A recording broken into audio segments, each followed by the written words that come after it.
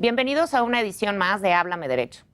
Mi nombre es María Nieves García Manzano y el día de hoy hablaremos de un tema importante, muy importante para todos los ciudadanos y para la vida de nuestro país y para el sistema penal. Nos acompaña el licenciado Luis Alfonso Madrigal. Muchas gracias, Luis Alfonso, por acompañarnos. Encantado. Y estaremos platicando de las implicaciones de la reforma constitucional en materia de delitos graves. Luis Alfonso Madrigal es abogado con especialidad en litigio y amparo en materia penal por la Universidad Nacional Autónoma de México, maestro en Derecho Procesal por el Instituto de Estudios Superiores en Derecho Penal y, obviamente, cuenta con diversos diplomados y certificados. Es socio director y administrador del despacho Madrigal y Madrigal Abogados, dedicado a la asesoría, litigio y amparo en materia penal, así como, obviamente, abogado certificado por la Barra Mexicana. Es miembro de la Barra, de la cual fue presidente, y es miembro de la Comisión de Derecho Penal desde el año 1991.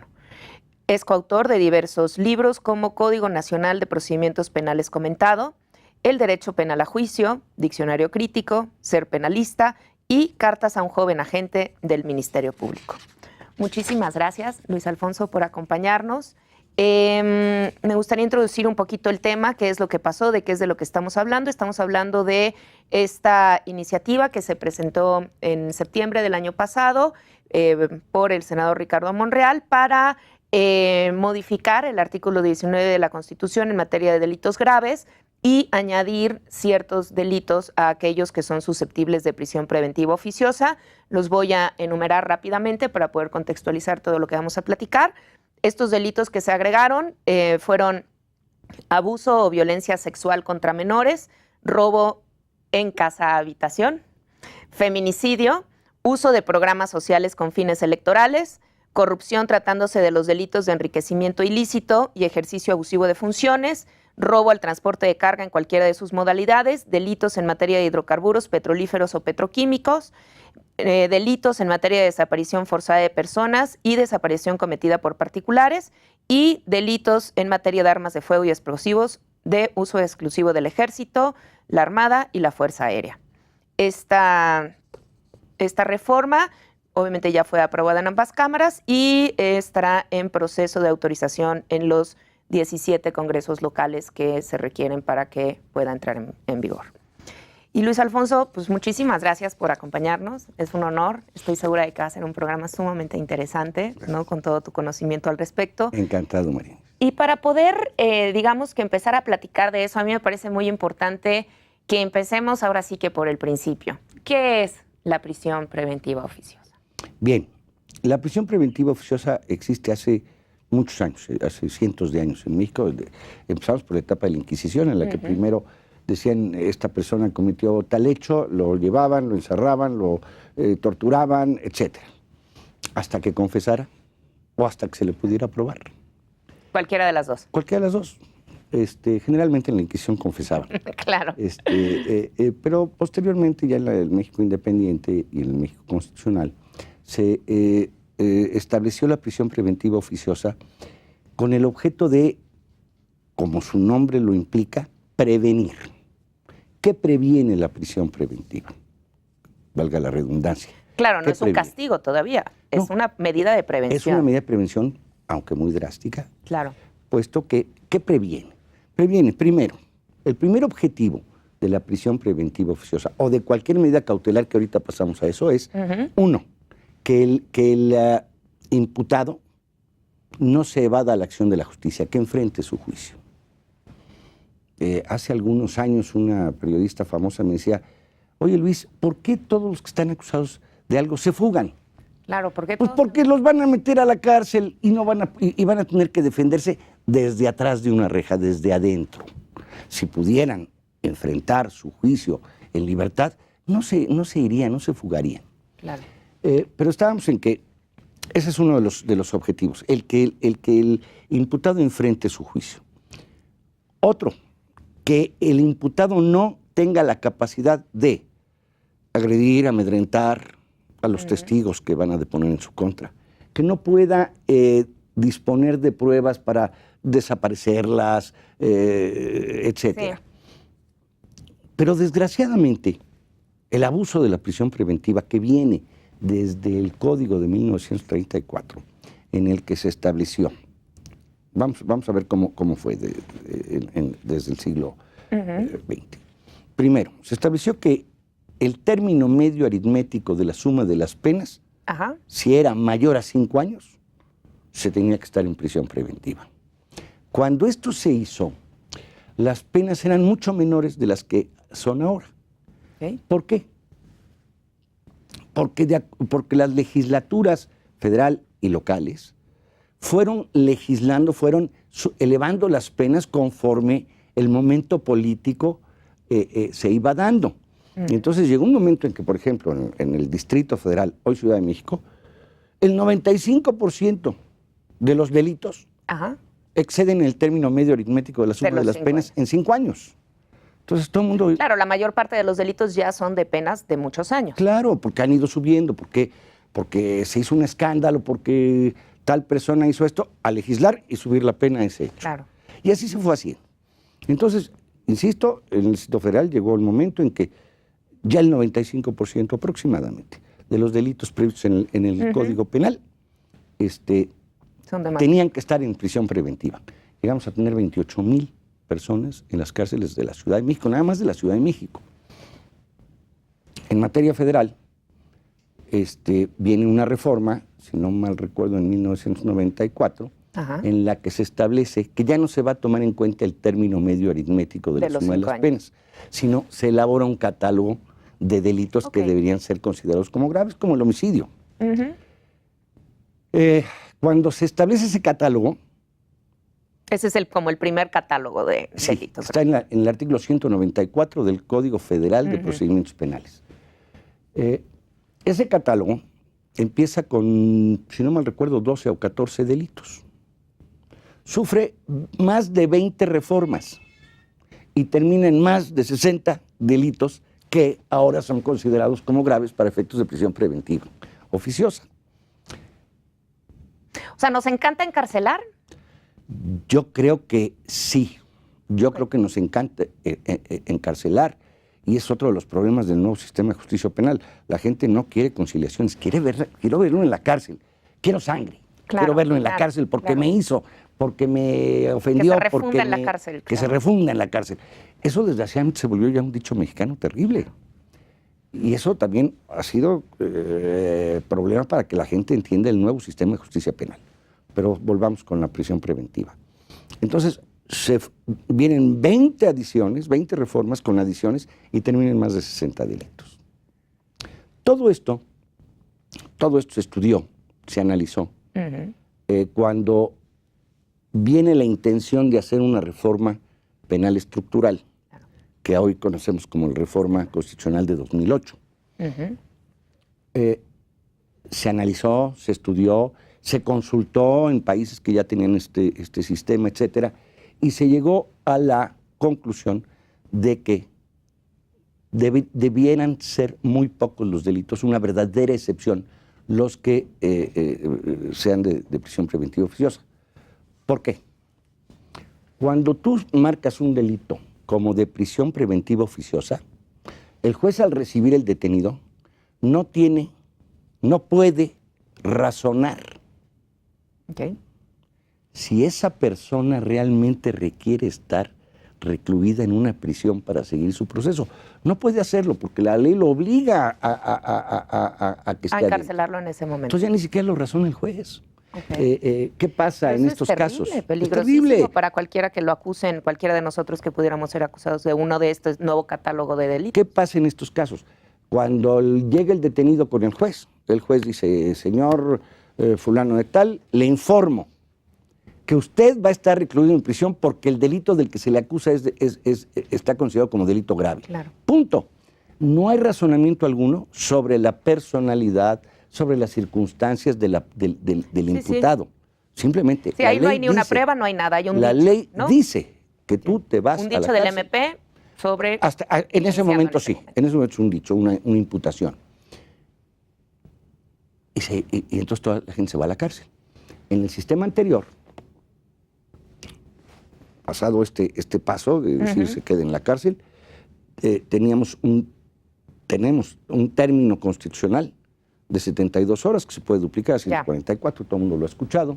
Y entonces ahí el juez, en el sistema anterior, tenía que analizar si estaba debidamente comprobado el cuerpo del delito. Y la probable responsabilidad del cuerpo del delito, entiéndanse, los elementos normativos, objetivos y subjetivos del delito que se le imputa a la persona. Que es todo un estudio técnico, es un análisis importante.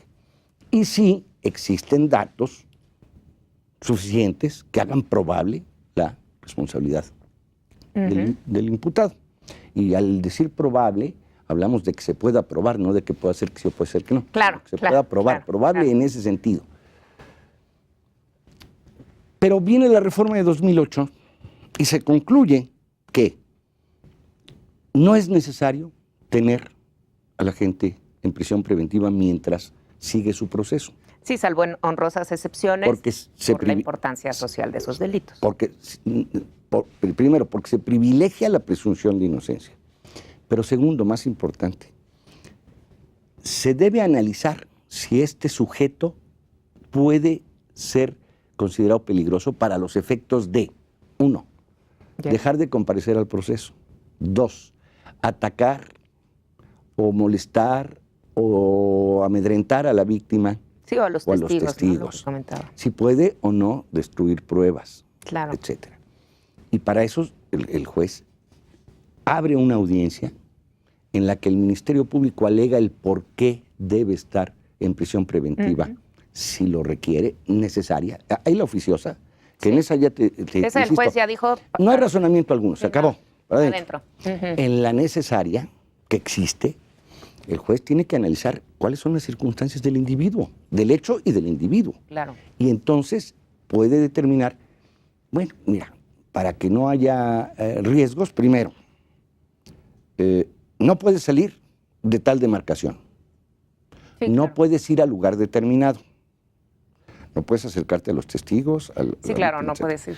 Y entonces hay un catálogo, un listado de medidas cautelares que el juez puede imponer. Y puede imponer una o varias. Una que incluso puede ser la prisión preventiva necesaria. Sí, si es un delincuente violento, con peligro de fuga, con peligro de seguir delinquiendo, etc. Sobre las víctimas. La prisión preventiva no se eliminó, no se borró, existe. O puede ser una combinación de varias. No puedes salir de la Ciudad de México, no puedes ir a la colonia tal, porque ahí vive la víctima o supuesta víctima. No puedes acercarte a los testigos y vas a tener que comparecer ante la autoridad. Sí, tendrás que venir cada 15 días.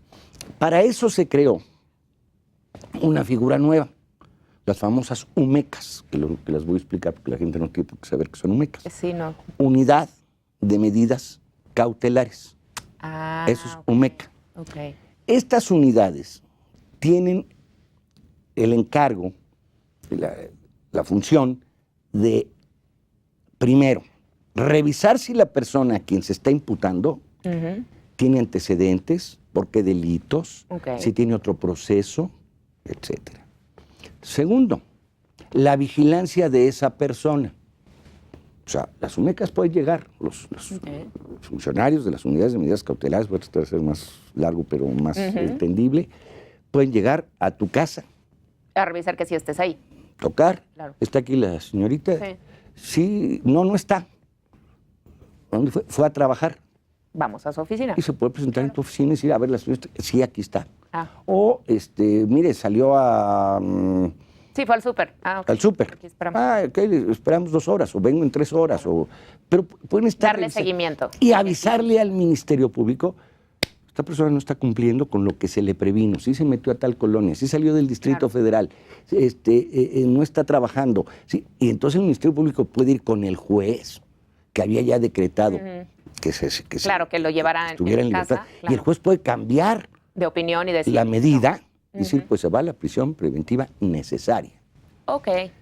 Pero me brinqué un poquito y decía yo que en el sistema anterior el juez tenía en el término constitucional que analizar si se estaba comprobado el cuerpo del delito y la probable responsabilidad. Ok. Es un análisis técnico importante. Claro, muy importante. A cambio de eliminar la prisión preventiva en la mayoría de los delitos, se bajó el estándar probatorio.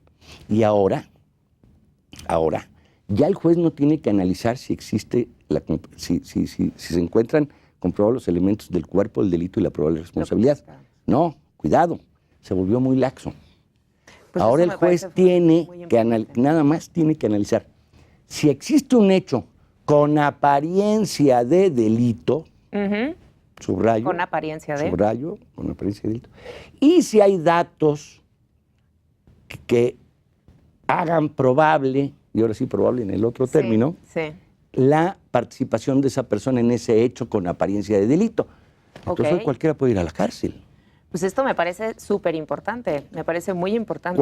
¿Cuál era la diferencia? Bueno, me vas a imputar un delito, me vas a vincular a proceso por un delito, pero yo voy a estar libre y tengo todo el tiempo y las facilidades para defenderme. Sí, si te parece, vamos un corte, un Con minuto. mucho gusto. Y me gustaría que regresáramos con este tema del estándar de prueba, ¿no? Sí, Me parece que es fundamental para seguir entendiendo verdaderamente las implicaciones claro que sí. de esta reforma. Claro que sí, con mucho Gracias. gusto. Volvemos en unos minutos con ustedes.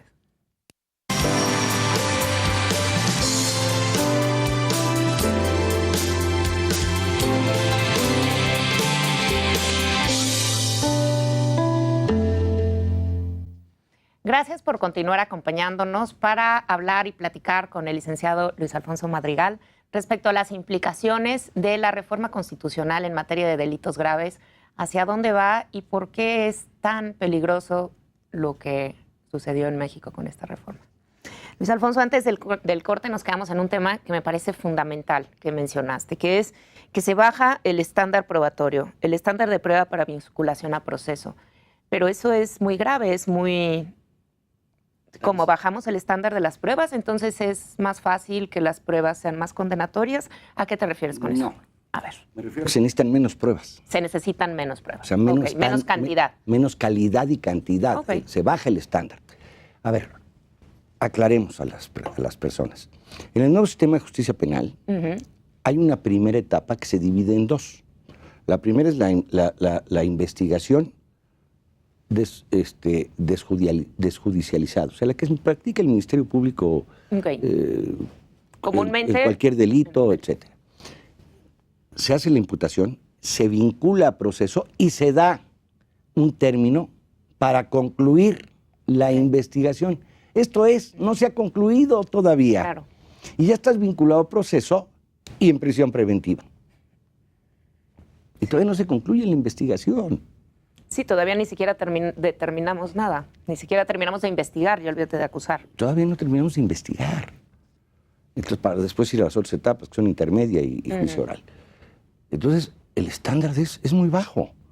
Lo que quiere decir que cualquier persona puede llegar a recibir una imputación, y si es por uno de estos delitos, pues a la cárcel.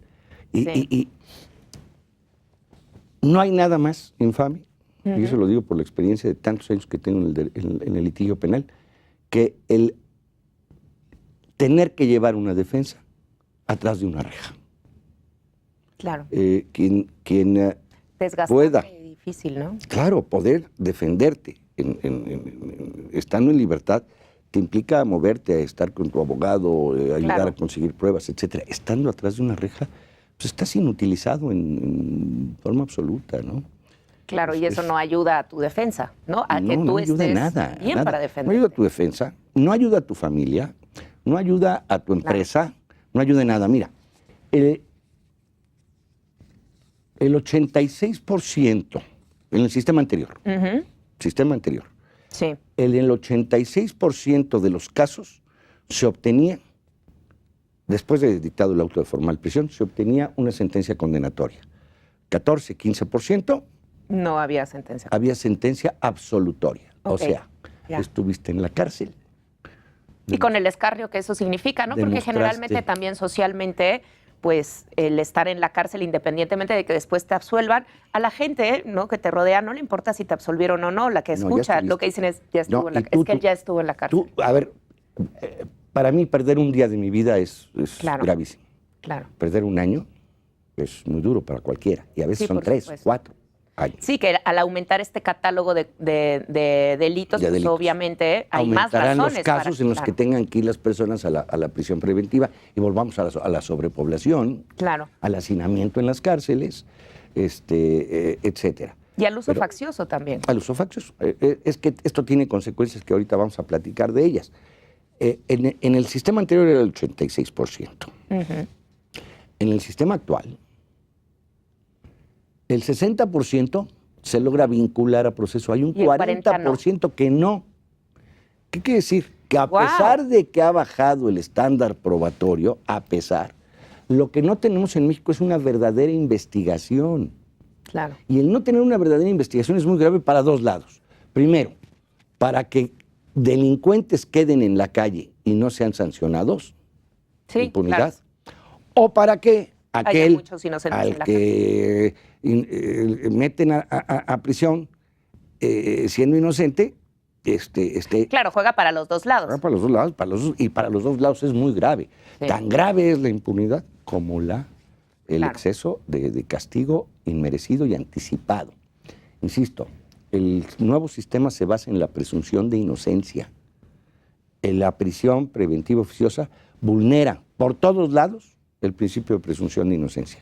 Que eso fue lo que ha sido tan criticado por organismos internacionales de derechos humanos sobre Por esta supuesto, reforma. Por supuesto. A ver, la presunción de inocencia es un principio básico del derecho, de la justicia. Y que tanto nos quejamos tantos años de que no existía en México. Existía, pero inmerso en el artículo 14 constitucional, en fin, es una discusión muy, muy larga, pero ahora está, Bueno, en la realidad. ahora está específico. Claro. Artículo 20, apartado B, Ujú. fracción 1, presunción de inocencia. Punto. La presunción de inocencia implica que no importa las pruebas que presente el Ministerio Público, en tanto no se dicte una sentencia condenatoria y que ésta sea firme, se debe presumir que eres inocente. El que acusa tiene que probar. El que acusa es el Ministerio Público. Eso de que probó su inocencia tampoco es tan cierto. En la mayoría de Ok. los casos. El Ministerio Público no pudo probar la culpabilidad. Que no es lo mismo. No es lo mismo. No es lo mismo. Por ejemplo, en Estados Unidos no hay inocentes. Ok. Hay guilty or not guilty. Punto. Culpable o no culpable. Ujú. En México, Sí, claro. No existe la connotación de inocente, ¿no? en México es lo mismo. Ujú. Se habla de inocencia, pero es un término que no es el correcto. Sí, porque lo que se busca es comprobar el delito, no comprobar la inocencia. Para ¿no? que haya una sentencia condenatoria, se debe demostrar la responsabilidad penal de una persona. Punto. Si la sentencia es absolutoria es porque no se demostró la responsabilidad penal Ya. Claro. de la persona. La responsabilidad penal es la responsabilidad plena. Claro. Entonces, imagínate, recapitulo tantito. Te hacen una imputación, como el delito es grave ahora de acuerdo al artículo 19 constitucional, vas a prisión preventiva oficiosa y todavía el Ministerio Público todavía va a terminar su investigación, va a concluir su investigación, que puede ser hasta 6 meses. ¿Es el límite o hay Es el límite o puede máximo. tardar más de No, 6 meses? no, el límite máximo previsto en la ley es 6 meses. Sin embargo, sí está claramente puede prorrogar. especificado que en casos indispensables y demostrando el Ministerio Público las razones por las cuales lo solicita, se puede ampliar un poco el plazo. Ok, pero 6 meses. 6 meses es el máximo. Ok. Entonces, generalmente los jueces dan 2 meses, 3 meses, porque si ya te presentaron una vinculación ya deberían tener todo, ¿no? Sí, claro, obviamente se supone que ya debería de estar, ¿no? Integrada la carpeta. Ahí yo siempre he dicho, es que esos términos deben ser para la defensa, porque el Ministerio Público es el que tiene todo el expediente, que tiene todo, ahora te lo entrega, pues yo necesito tiempo para estudiar todo y Claro, analizarlo. y defender. Bueno, pero en fin, es para las dos partes. Ok. Entonces, todavía no concluye la investigación y ya estás en prisión preventiva oficiosa.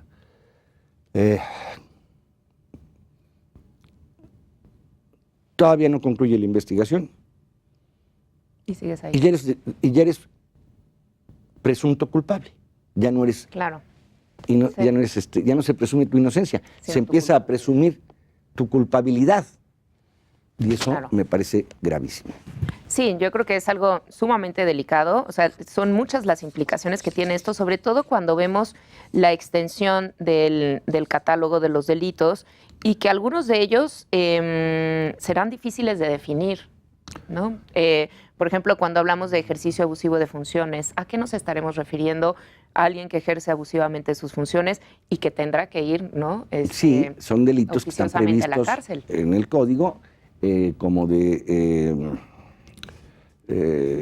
abuso de autoridad o peculado, pero se tiene que definir, ¿eh? Claro. Y ahí ahora vamos a ver la Corte, el paquete que le va a llegar, Claro, porque esto, eso la es lo definición que que se me parece haga también delicado. puede ser inconstitucional.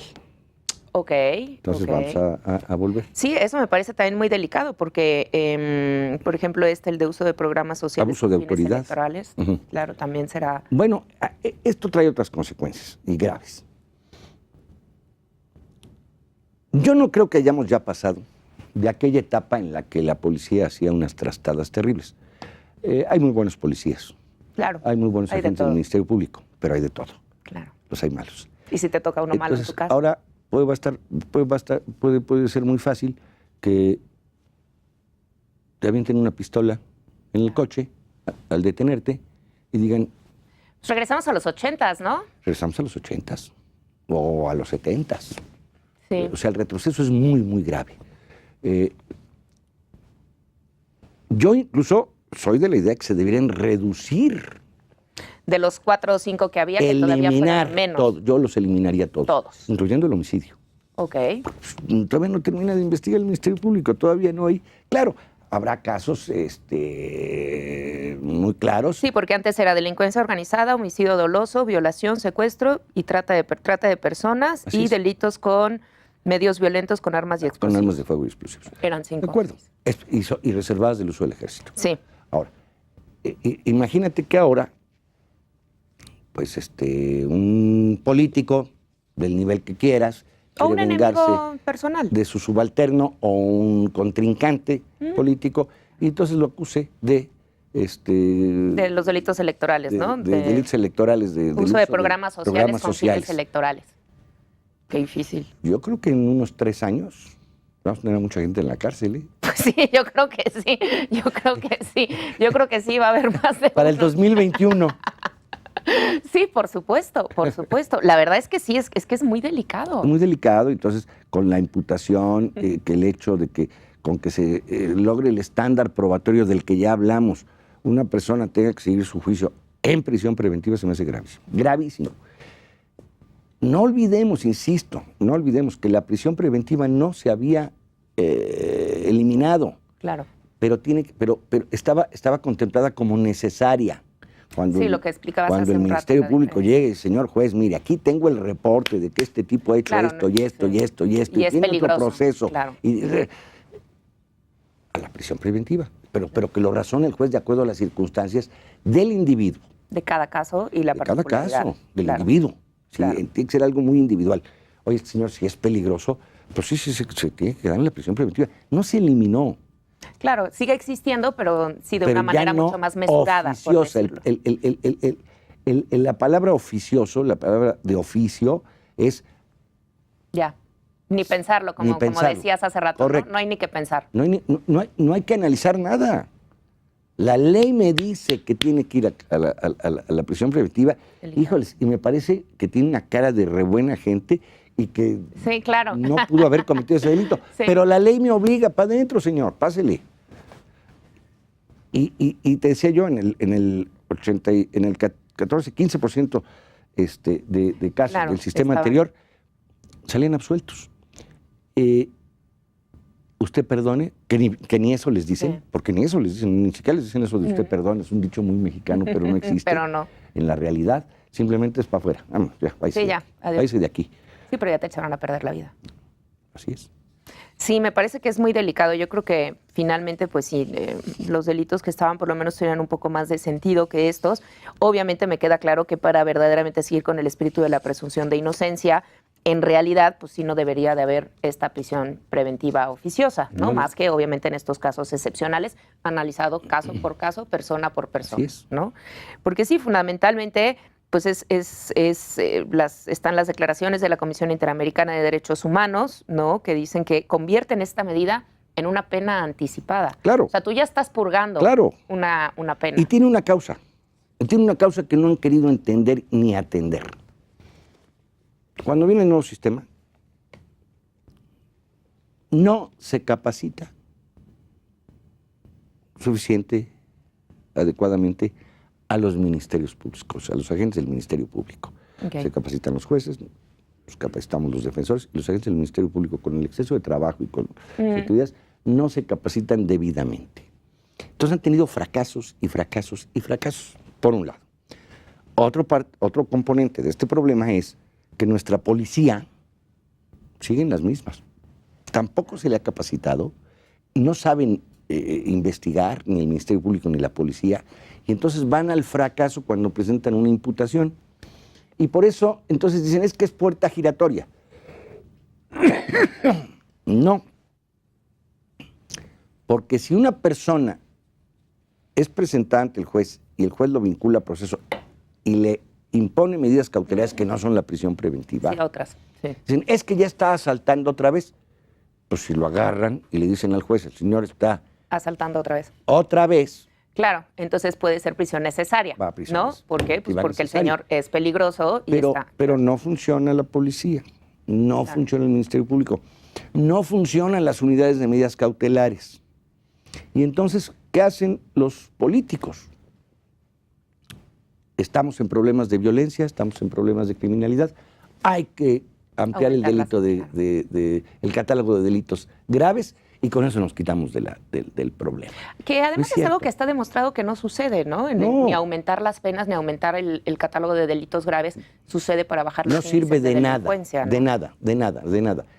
A ver, cada vez que han aumentado la penalidad de un delito, no ha disminuido en absoluto. Porque esa es gran parte de la justificación de esta reforma constitucional. O sea, se hablaba, ¿no?, en la exposición de motivos, y se habló por de parte del senador Monreal, que era como una respuesta a la sociedad, ¿no?, por esta impunidad galopante en México, y que se eliminará con ello la violencia, la delincuencia, etcétera. Pero eso está comprobado que ¿Y por qué no mejor capacitan a la policía y al Ministerio Público, en vez de irse por el camino fácil de ¿Por qué? A ver, una de las cosas que en algún momento yo reclamaba era ¿por qué se puso ese catálogo en la Constitución, en el artículo 19? Sí.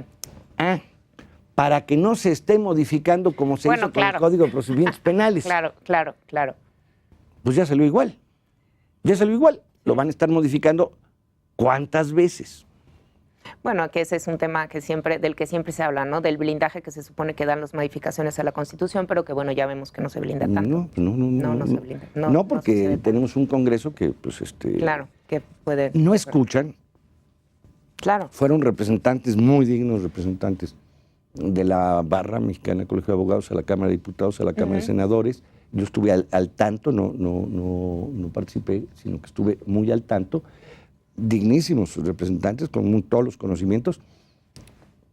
Por aquí, por allá. Por acá entra, por acá sale. No escuchan, ¿no? Ya traen su idea fija. Los gobernantes lo que quieren es decir, es un pretexto para decir no hemos podido dar resultados. Entonces hay que ponerlos todos. Hay que modificar esto y ya. ¿Por qué no metemos a toda la población en la cárcel y ya no va a haber delitos nunca? Sí, me parece muy interesante. Volvemos en un momento. A ver si metemos a toda la población a la cárcel. Pues es la única forma de que no haya delitos, ¿no? Para que no haya delitos. Volvemos en un momento con ustedes. Sí.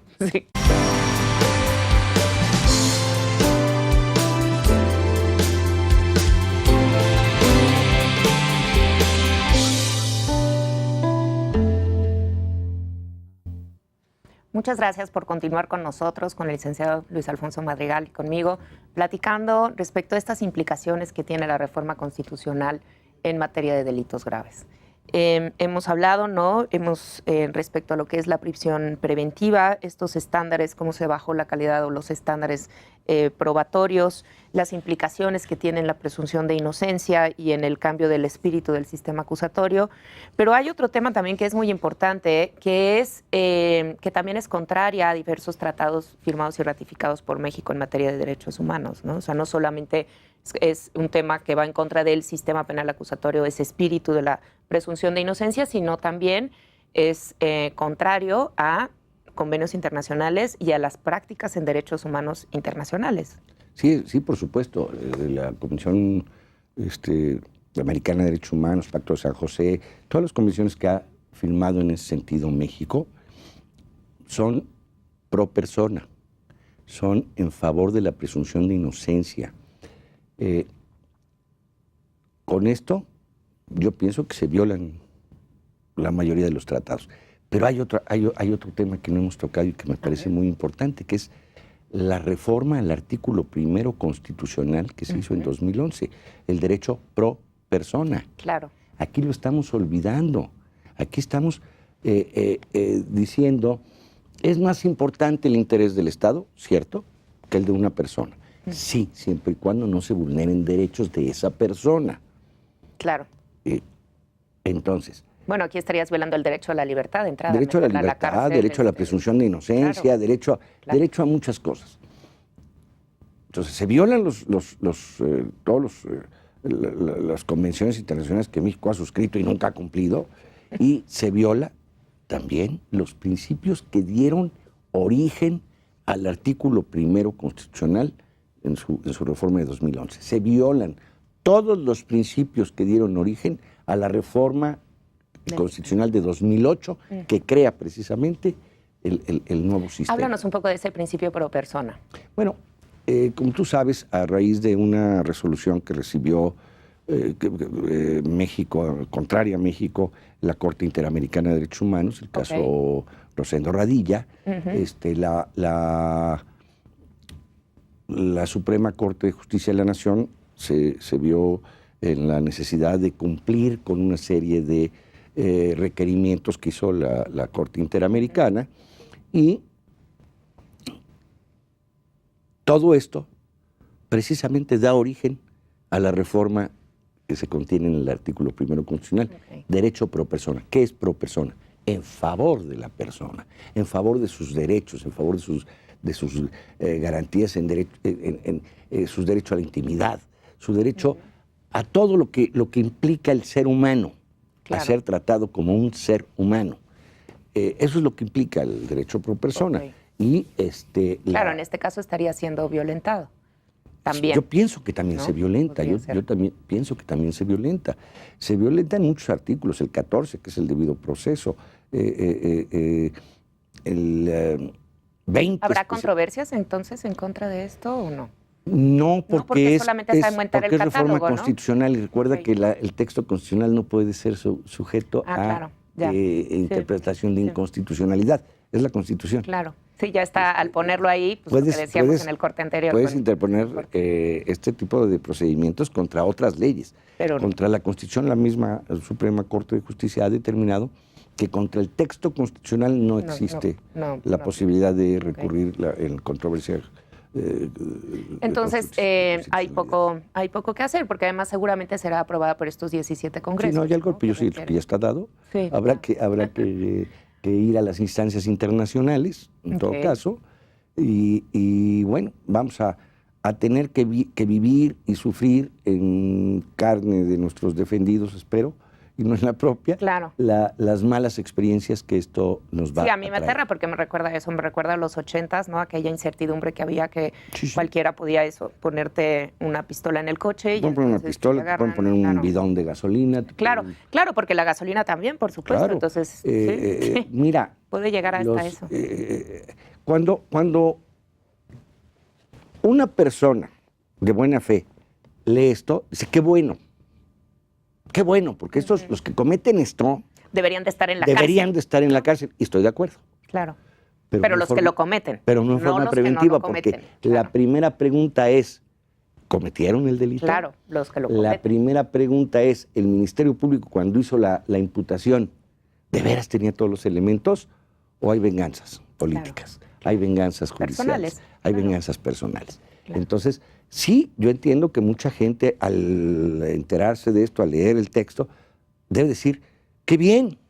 Sí, Qué porque en bueno. una primera lectura lo ves así, ¿no? Dices que bueno, toda esta gente, oye, el que abusa sexualmente de un menor, pues debería estar en Pero la por eso cárcel. estamos haciendo el Nadie va a análisis decir de que no. todo lo que estamos hablando. Claro, de las implicaciones. Del estándar de prueba, del Claro. el tipo de imputación, del tiempo que se lleva la investigación, etcétera. Y entonces es cuando viene la reflexión, caray, Será tan bueno. no meteremos gente inocente a la cárcel por un buen rato, aunque después demuestren que no Que son no eran culpables. culpables.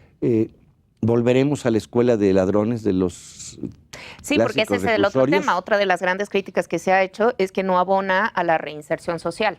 No, por supuesto que no. A ver, yo me pregunto, una gente que le quitas 2 o 3 años de su vida y en las condiciones Claro, en las que en una cárcel. trabajan los cárceles, los reclusorios de México, será o sea, ¿se estará reinsertando? Yo creo que al revés, se está segregando de la sociedad. Aún más, claro. La prisión preventiva segrega. Ujú. No, bueno, claro, obviamente ya no puedes estar en tu casa. ¿Y de dónde han salido los grandes delincuentes? De haber aprendido, de haber cometido un delito menor, entrar a un reclusorio y aprendieron Claro. a delinquir en otro tipo de casos más fuertes, ¿no? Entonces, ¿vamos a volver a eso? ¿Vamos a volver a las venganzas políticas? Claro.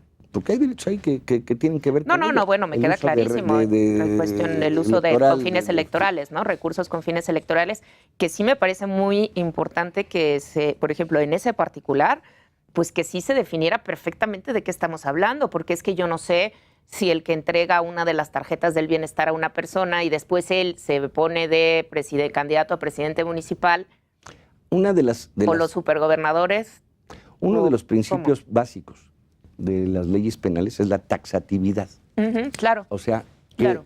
esté Perfectamente específicamente definido cuál es la conducta, cuál es el hecho Claro. que se va a sancionar. Y si no está bien definido, no Es el tipo penal eso, inconstitucional. ¿no? Esos son los elementos del Del tipo tipo penal que yo te decía que tenía que analizar en el cuerpo del delito el juzgador. Claro. Y esos elementos son normativos, objetivos y subjetivos.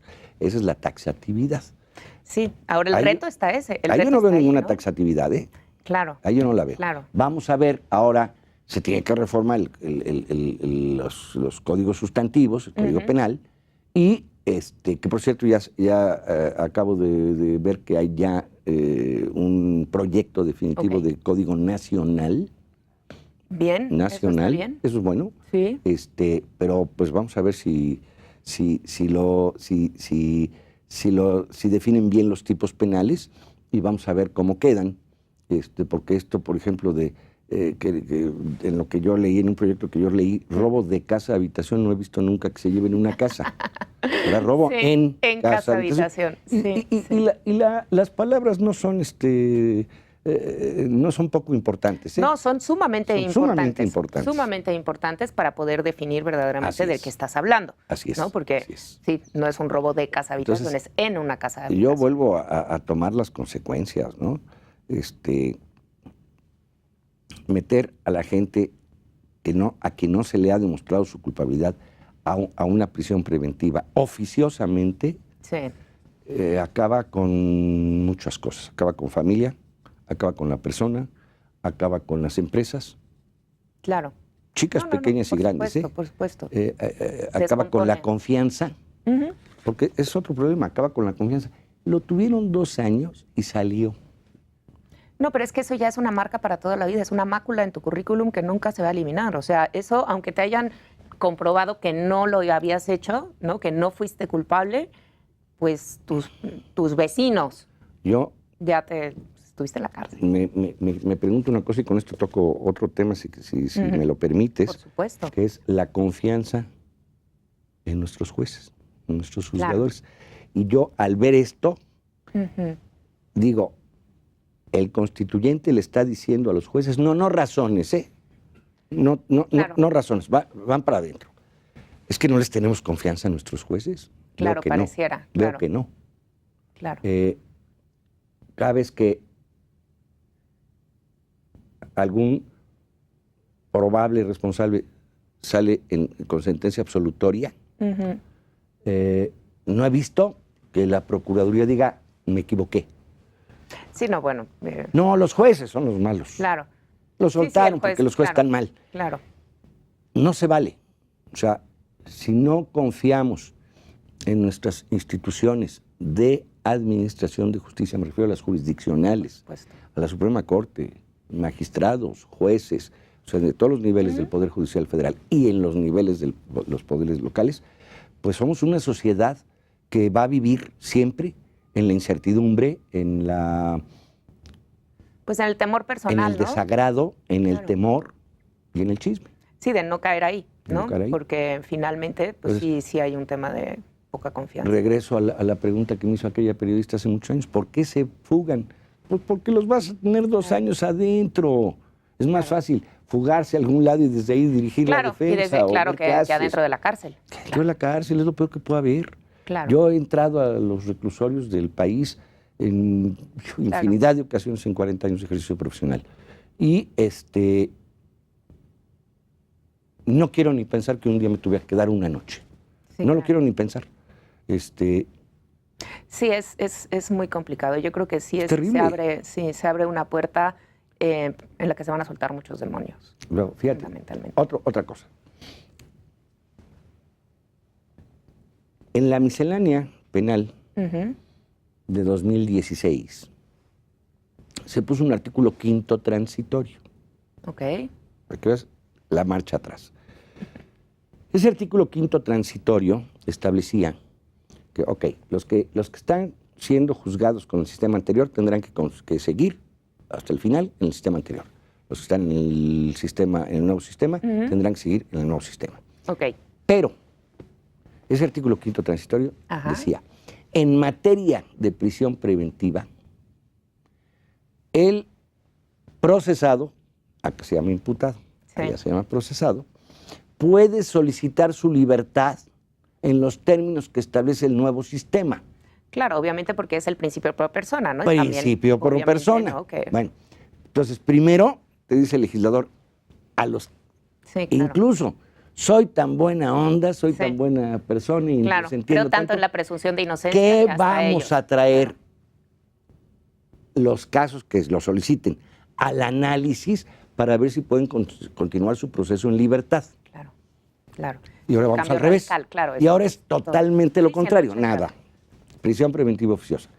Entonces, yo me pregunto, ¿cuál es el rumbo que quieren marcar? Bueno, yo creo que en ese tema que dices que el rumbo que quieren marcar, yo creo que tampoco lo tienen muy definido en tanto que se va a revisar dentro de 5 años. Es otra belleza. ¿No? Obviamente. Es otra belleza. En los transitorios se condiciona la permanencia de esto a que se revisen una serie de circunstancias, como son los efectos que tiene la prisión preventiva, reportes creo que tienen que integrar la Secretaría de Seguridad. O sea, creo que hay una serie de cuestiones que van a tener que integrar para dentro de 5 años decidir si vamos bien o no. Las unidades de medidas cautelares. Claro. O sea, las UMECAS. ¿Por qué no lo hacemos antes de hacer el análisis? Si apenas está empezando el sistema, empezó a funcionar en 2016. No, y además en 2016 empezó a funcionar, pero creo que también hubo un tema de que tuvieron que adecuarse muchos juzgados y que no necesariamente empezaron, ¿no? En 2016. Se fue haciendo antes. Y en 2016 se puso la raya y a partir, o sea, lo que eran las averiguaciones previas que ya se habían iniciado, siguieron por el sistema anterior. Cualquier denuncia que se presentara a partir de ese día entraba a... O sea, llevamos 2 años... Apenas, en un sistema totalmente diferente al que teníamos, que hubo que aprenderlo. Y cambiar esta mentalidad, ¿no? Cambiar la mentalidad, como decía doña Olga Sánchez Cordero, cambiar el chip. Claro. Ella así lo decía, necesitamos quitarnos el chip y ponernos otro chip nuevo. Claro. Bueno, pues todavía no asimilamos el nuevo chip. Claro que, como dices, muchas policías todavía no lo han entendido. Pero eso no puede ser sino consecuencia de la negligencia de las autoridades que no destinaron los recursos económicos y humanos, sobre todo, a decirle a los agentes del Ministerio Público, deja de trabajar, que tus asuntos los lleve el de la mesa de junto ahorita, y te vas a un curso intensivo de 3 meses, no de 3 horas. Sí, no, claro, para que entiendas bien de qué va esto, ¿no? Y luego va el otro. O sea, no sé, hacer un programa real, programa real de capacitación, que además En el caso de PGR tiene una institución maravillosa para eso, que es el INACIPE. Claro. Pero, ¿por qué no? Entonces, no hubo más que negligencia en la capacitación. El nuevo sistema, los recursos se gastaron en hacer salas. Sí, sí, por eso. Unas muy bonitas, otras muy feas. Eso a mí no me importa. Sí, claro, pero en infraestructura, no en personas. Pero y el personal, Claro. la aplicación del derecho es de personas. Por supuesto. Cuando lleguemos a la inteligencia artificial ya veremos qué hacemos. Claro. Pero ahorita por lo pronto es de personas. El juez tiene que entender, asimilar, razonar y decidir. Claro, por supuesto. Pues agradezco muchísimo, Luis, el haber estado Estoy a con tus órdenes. nosotros. Me da mucho gusto estar aquí. Siempre me ha dado gracias mucho a ti. gusto estar en Y este pues, programa. pues a ver si nos vemos próximamente, que vuelvas a venir con nosotros. Vamos Cuando me viendo inviten. cómo se va dando todo esto. Con Y mucho creo que hay gusto. muchos asuntos penales, ¿no? Que será muy interesante que nos puedas acompañar más adelante en otros programas. Con mucho gusto, María Nieves, estaré encantado. Gracias y gracias a todos ustedes por acompañarnos y nos vemos pronto en una edición más de Háblame Derecho.